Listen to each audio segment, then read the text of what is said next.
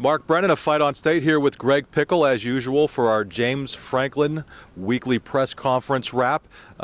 First of all, we should start off. We put the video out as the press conference was going on by saying happy birthday to Fran Fisher, 91 years old. 91 years old today. James Franklin brought him a cake, a little bit of happy birthday action.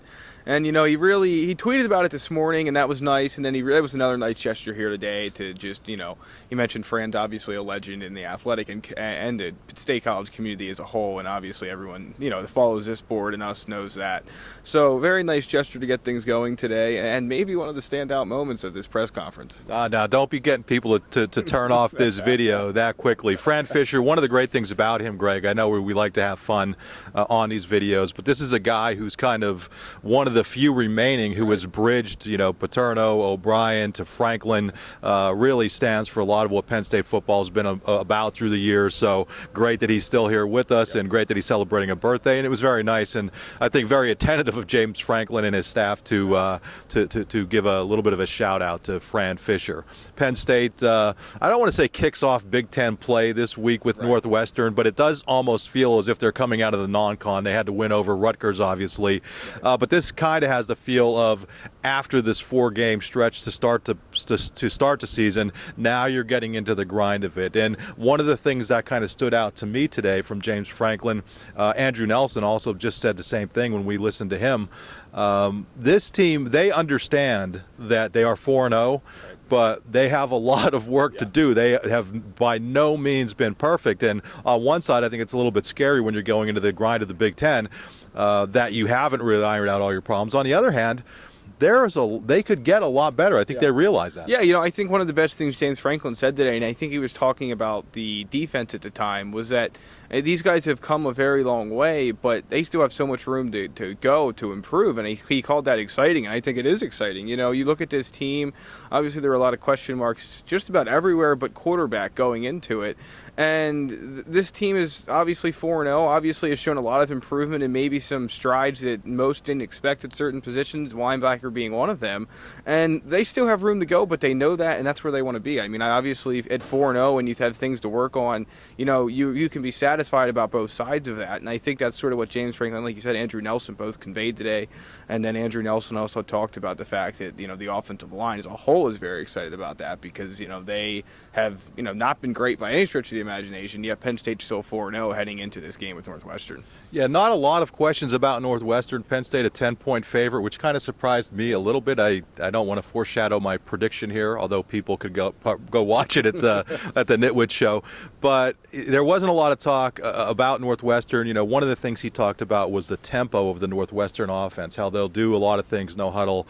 And he's calling out the fans, saying that's where they're really going to need them. He's, again, hoping for another sellout. Not sure if it's going to happen, but he really thinks the fans could come in and be, you know, helpful to the Penn State defense, which has been very good anyway. Oh yeah, I think if you had this game starting at 4 o'clock, I think they'd get close. I think they might have 104 or 105. The noon kick's tough. They'll probably break 100,000. They were close last week. It was 99-1 for UMass last week. But you're right. I mean, the very little bit he talked about Northwestern, they do know some of these guys. They lost at Northwestern when he was at Vanderbilt in 2012. So they do know some of these guys. Obviously, Northwestern has really, really struggled the last couple of years with injuries and suspensions and guys leaving and whatnot. But yeah, I mean, the no huddle should test Penn State's defense, and if nothing else, and I don't think James Franklin talked about this today, and we probably should ask him, but you know, just how important it was to get those guys in for that no huddle offense, because it's going to be a little bit warm on Saturday. It's going to be near 80, I think, is the high. Obviously it's getting in the fall, but we're not quite there yet,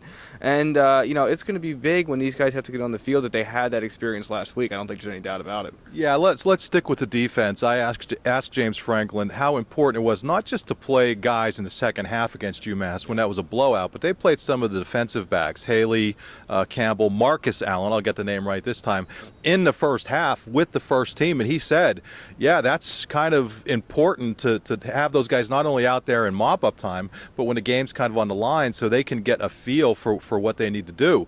You know, unfortunately, we did see some more of that at defensive line too, but when you hit on linebacker, have not seen much of that at linebacker. linebacker. They've played Wooten some, but beyond that, you really have to wonder about the depth at those linebacker spots. And really, again, as the Big Ten grind is about to hit, it's imperative for their starters to stay healthy. Yeah, I mean, I think we've wondered about the linebacker depth, of course, since April, and it's not. I mean, Wooten may be a serviceable. Brent Price said a couple weeks back that he feels like he's the fourth linebacker and he trusts him on the field. I'm not sure if his playing time indicates that, but of course, Brent Pry might have a different level of play count to trust than you and I might. But overall, I think that they've used the star package to spell those linebackers a bit, and that's obviously being good. But yeah, I mean, obviously the key is always health, and so far those guys have stayed healthy. And really, I mean, I was thinking about it the other day. The only issue I think we've seen on the field we saw Hackenberg stretching out his knee a couple times in Ireland, and we saw Donovan Smith, flailing his hand last week. Other than that, I can't really think of any injuries that this team has had, even minor ones that were visible over 4 games. And obviously, you hope it stays that way, and this Penn State team obviously hopes it stays that way. But I mean, that seems to be probably something that might change here at some point, just as things average out. Yeah, you're putting a kiss of death on this team. I'm telling you, the one guy who was injured, and nobody has come out and publicly said it because they don't do that, was Gaia. Right. Did not play against UMass, but we could assume that was an injury, that Dowry got the start. But from all indications, Gaia will be back. Moving over to offense, I don't know about you, but every one of these press conferences, there is, at least 5, 6, 7 questions asked about Christian Hackenberg. Yeah. And I just don't today I just didn't quite get it. Yeah. Only in the sense that, they're coming off a game where they really didn't need Christian Hackenberg to be great. We had a chance to talk to Christian after the game. He admitted, hey, he didn't play particularly well early, but, he was happy that they were able to get the ground game going. I was kind of surprised by the number of Christian Hackenberg questions. Was not surprised, however, by the amount of questions about the running backs, because I think that's really... I'm anxious to see how this plays out going forward. You have Zwinek, a guy who effectively has had back-to-back 1,000-yard seasons and just has not been really able to get anything going. Belton, to me, got some things going against UMass and has been their most versatile player. And Akeel Lynch, he was asked about Akeel Lynch. To me, I'm wondering if it's pass blocking, because when it comes to being a ball carrier, to me, Akeel Lynch looks like he's the guy who is quickest to the hole, which I think is important with this offensive line struggling a little bit, and maybe has the most burst. So he basically said they're going to continue to play all 3 guys. Yeah. If anybody really establishes himself as the guy, maybe he'll get more reps. But I think we're going to continue to see that 3-headed running back. Yeah, I think we are too. And I think it's tough because obviously Akeel Lynch has looked the best. I've commented numerous times, why is this guy not carrying the ball more? But without going back to really watch the film, it's hard to say if he hasn't been a product of his own doing or a product of, the offensive line just getting good pushes and opening good holes for him and maybe not the other 2 guys. I think that, he said they're going to give all 3 guys a series to start the game. I haven't paid close enough attention to the box scores and whatnot to say if that's what they've done over the first 3, but they're obviously rotating these guys in and out a good bit. I think that you're probably going to see more of Belton and Lynch, though, until this offensive line gets it figured out, because Winak's a guy that can plow through holes when they're there, and when he gets through the hole, look out, he's going to run a couple guys over. But until that happens, it's tough for me to see, a continuance of him on the field, just because, just the running style, which is not a fault of his own, it's just the way he's built. But he's not really going to be able to create things for you the same way Lynch and Belton are, while this offensive line continues to figure things out. Yeah, you would have to imagine that, ideally they would be in a position where they can start to get some momentum going with the offensive line, maybe against a team like Northwestern. And if you were able to do that and unleash a guy like Zwinek in the 3rd and 4th quarter, maybe that's what they're looking at doing. James Franklin also said they have specific plays and specific series of plays for all 3 of those guys. So we are going to continue to see more. Let's hop over to special teams, because there's been a lot of talk on the boards, a lot of talk in the press box about the punt return game. It was pretty cool. Jesse Della Valle was there today. And I thought he was excellent at answering all the questions that we had. Why so many fair catches, that sort of thing. And, tell people a little bit about what he had to say. Yeah, no, Jesse Della Valle was great. He was hit with a few questions, honest questions. Maybe, they were, why, basically that, why are you fair catching so much? He talked about field position.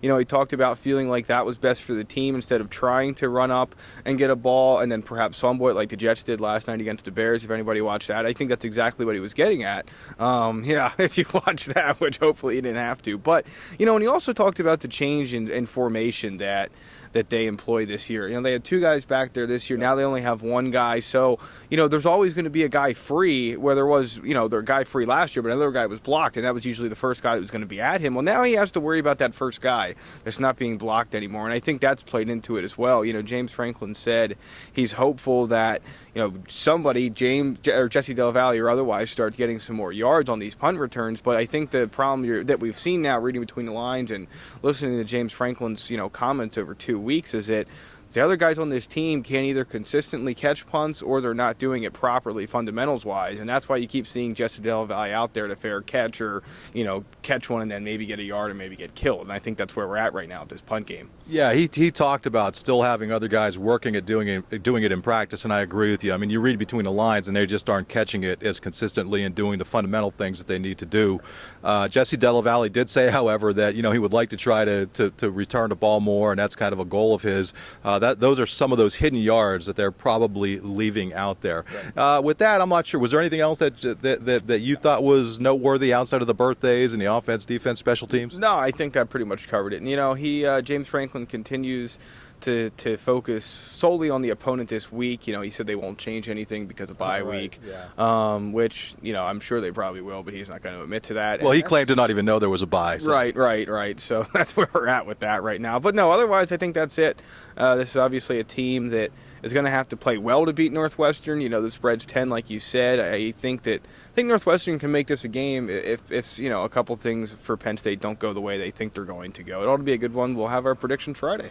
Yeah, and speaking of buys, beyond saying bye-bye to you folks, no James Franklin press conference next week, so we'll come up with something. I don't know. We'll do something content-wise to help fill the gap. But there's no press conference next week, so that means we won't talk to you about a James Franklin press conference until a couple weeks from now, leading into the Michigan game. Boy, how quick the season's going. And with that, I'm Mark Brennan, Greg Pickel, Fight on State. We will see everybody in a couple of weeks. Thanks, everyone.